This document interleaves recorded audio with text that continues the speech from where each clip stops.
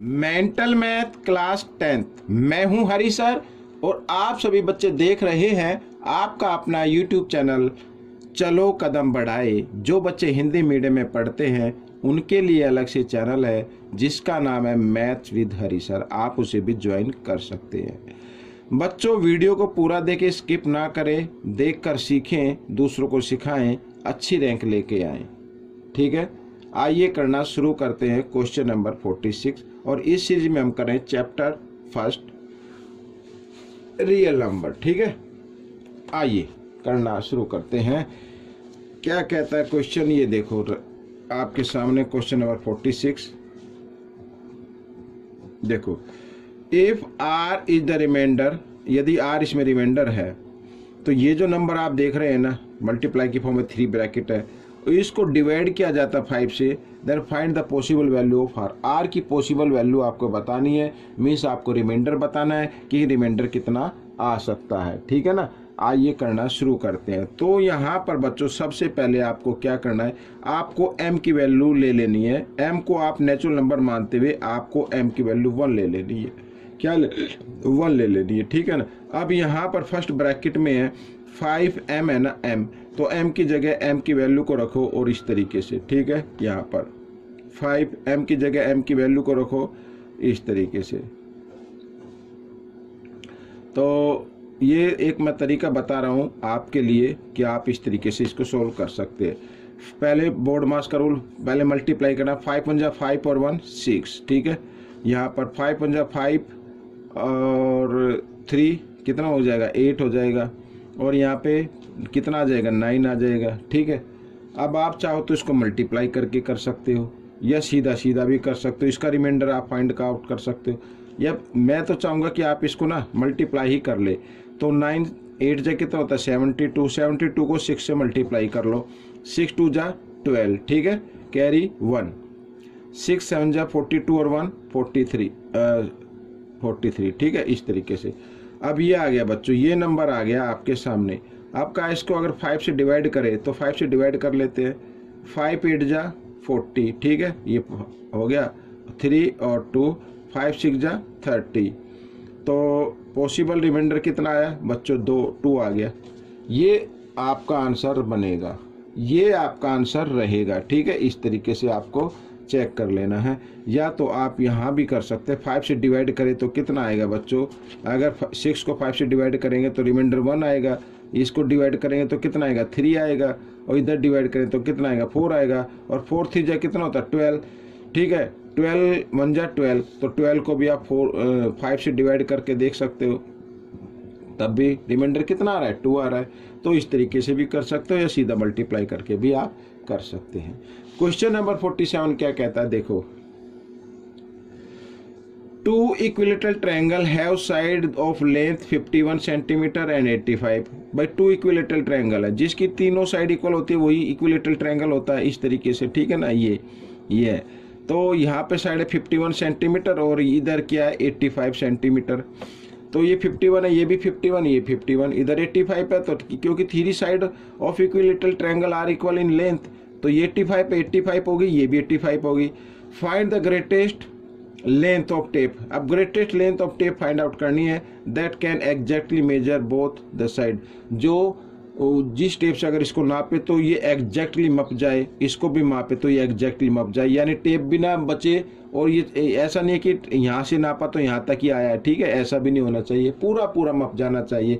और जब greatest number या पूरी में हमने एग्जैक्टली मेजर करनी है तो हम निकालते हैं बच्चों HCF। क्या निकालते हैं, HCF। आइए निकाल लेते हैं HCF ऑफ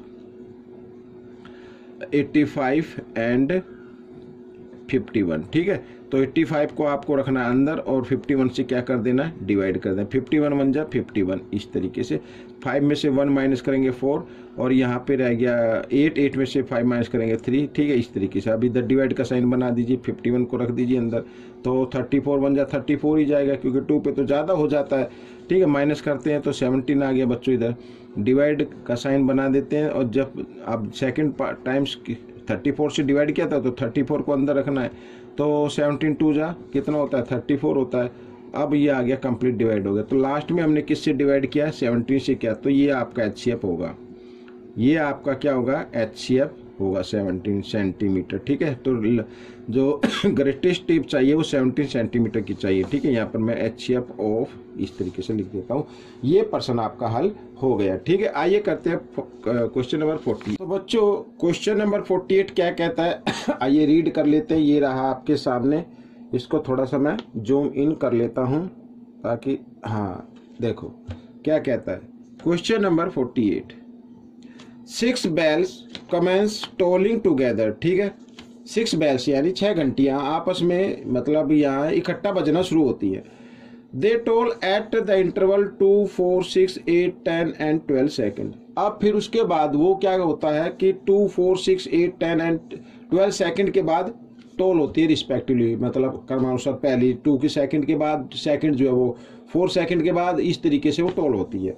इन 30 मिनट, और 30 मिनट में how many times do they toll together. तो 30 मिनट में वो कितनी बार इकट्ठा टोल होंगी, इकट्ठी बजेंगी, ये हमें फाइंड आउट करना है। शुरुआत में तो एक बार बजी हैं, उसके बाद वो 30 मिनट में कितनी बार बजेंगी। तो सबसे पहले हमें ये फाइंड आउट करना है कि वो इकट्ठा दोबारा कब बजेगी, यानी कितने सेकंड के बाद बजेंगी। उसके बाद हम 30 मिनट का निकालेंगे। और ये फाइंड आउट करने के लिए आपको 2, 4, 6, 8, 10 और 12 का क्या लेना होगा, एलसीएम लेना होगा बच्चों। क्या लेना होगा, एलसीएम लेना होगा।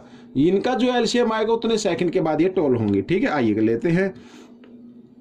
2 1 जा 2, 2 2 जा 4, 2 3 जा 6, 2 4 जा 8, 2 5 जा 10, 2 6 जा 12। फिर 2 से ले लेते हैं। ठीक है, तो 2 1 जा 2, 3 यू का यूँ, 2 2 जा 4 और 5 यू का यूँ, 2 3 जा 6। अब 3 से ले लेते हैं। ठीक है, यहाँ पर 3 1 जा 3 और 2 यू का यूँ, 5 यू का यूँ और 3 1 जा 3। ठीक है, ये आ गया। अब करते हैं इनका मल्टीप्लाई। क्या होगा, तो 5 2 जा 10, 10 3 जा 30, 30 2 जा 60 और 62 जा 120। तो 120 आ गया बच्चों। कितना आ गया, 120।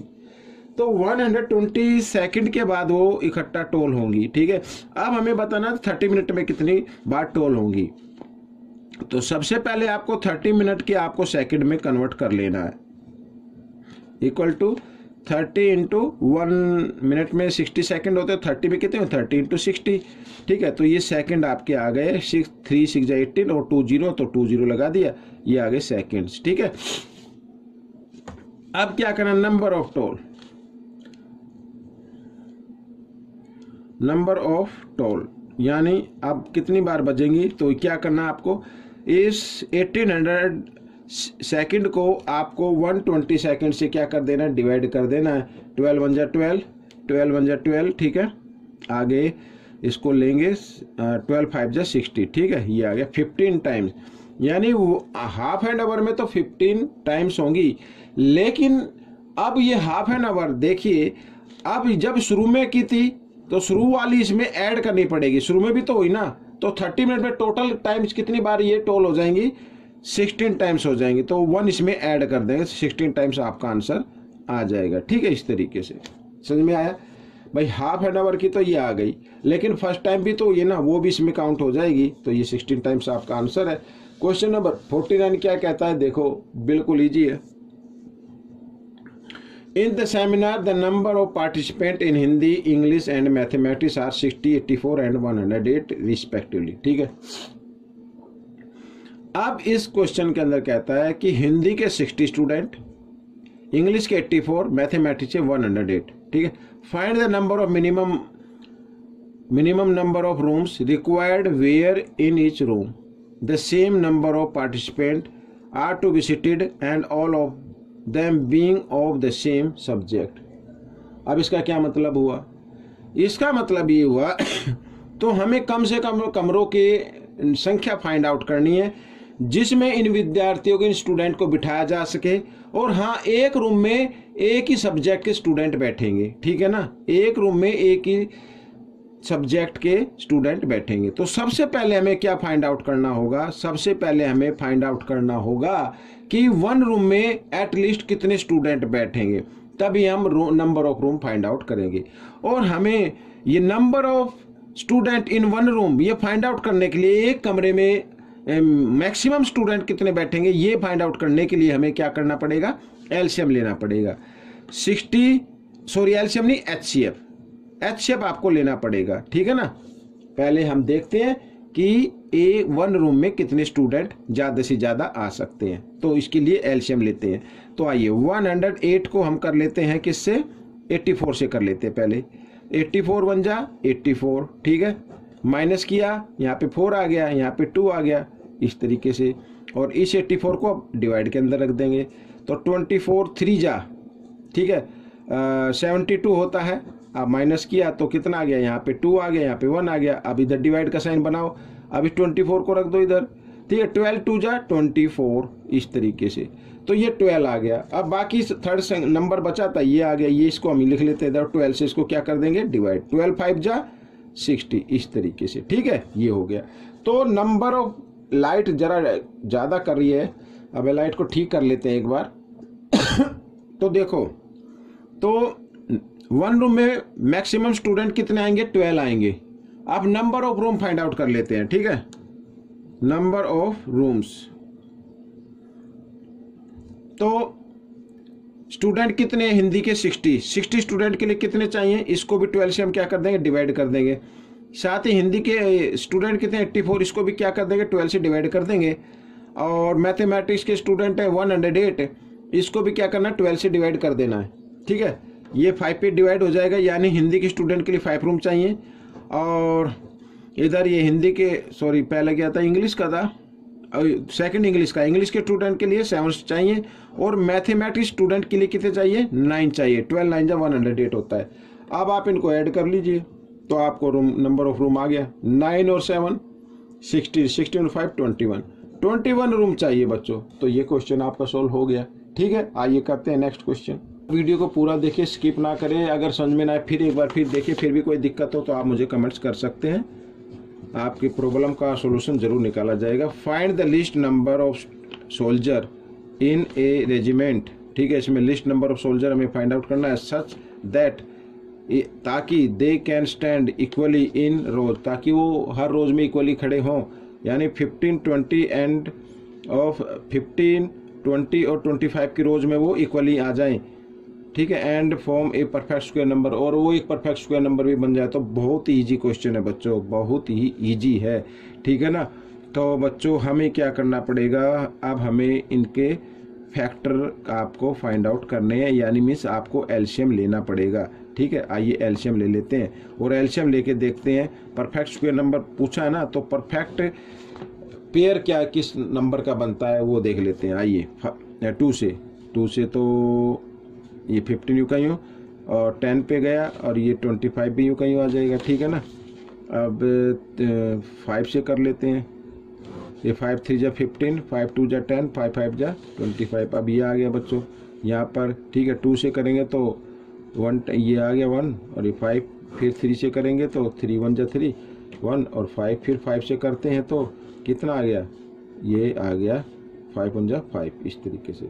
तो हमने फैक्टर निकाल लिए। तो बच्चों यहाँ पर फैक्टर आ गए 2 × 5 × 2 ×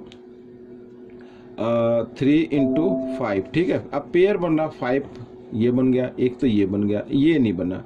अगर हमें इसका भी पेयर बनाना है तो मल्टीप्लाई 3 करना पड़ेगा। क्या करना पड़ेगा, मल्टीप्लाई 3 करना पड़ेगा, और यहाँ पर हमने 3 कर दिया। तो इन पेयर में से हमें एक एक नंबर हमें ले लेना है, 3 इनमें से एक एक नंबर हमें ले लेना है। या नंबर क्या लेना है, इनको मल्टीप्लाई कर दो आप, सीधा पहले मल्टीप्लाई कर दो। क्या कर दो, मल्टीप्लाई। अब देखो इसको मत करना मल्टीप्लाई, पहले हम देखते हैं कि टोटल कितने बनते हैं। 5 3 जा 15, ठीक है, और 15 2 जा 30, ठीक है, 35 जा 150, और 150 2 जा कितना होता है 300 होता है बच्चों। कितना होता है 300। अगर इस 300 को हम इस 3 से मल्टीप्लाई कर दें, ठीक है, तो कितना आ जाएगा 900 आ जाएगा। इसका मतलब जो परफेक्ट स्क्वायर नंबर में अगर हमें करना है तो एटलीस्ट हमें जो सोल्जर चाहिए वो 900 सोल्जर चाहिए होंगे, जो 15 और 20 और 25 की रोज में वो परफेक्ट स्क्वायर नंबर में बनकर खड़े हो जाएंगे, ठीक है। तो ये क्वेश्चन आपका हो गया है। आपको ये क्वेश्चन कैसा लगा मुझे ज़रूर बताएं। अगर कोई भी दिक्कत हो तो आप मुझे कमेंट्स कर सकते हैं बच्चों। मुझे व्हाट्सएप भी कर सकते हैं, मेरा व्हाट्सएप नंबर वीडियो के एंड में शो करता है, तो मिलेंगे अब हम नेक्स्ट पार्ट में। आप सिर्फ प्रैक्टिस करते रहिए, वीडियो को पूरा देखते रहिए और अच्छी रैंक लेके आइए। Thank you.